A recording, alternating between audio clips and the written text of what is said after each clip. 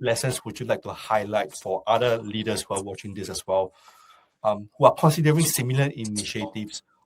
What should they be really looking out for when implementing an AI solution?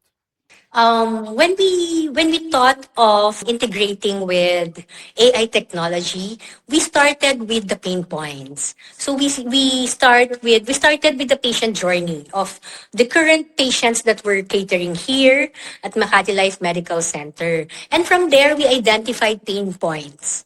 And from those pain points, we establish small wins or quick wins and the long-term goals that we would like to implement to address these pain points. And one of those is to integrate or acquire an AI technology that will enable us to do more valuable tasks and give the repetitive task to the AI or to the bot.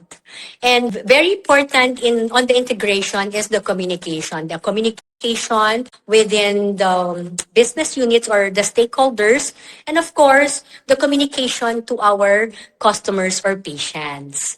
And we did not treat the AI solutions or the technology as an additional cost, and we did not think of the AI technology to replace our people, but it's more of complementing our people and working in synergy so we can offer a seamless patient experience. For hospitals considering similar initiatives, just like Makati Life Medical Center, the lesson is simple. Start with operational pain points.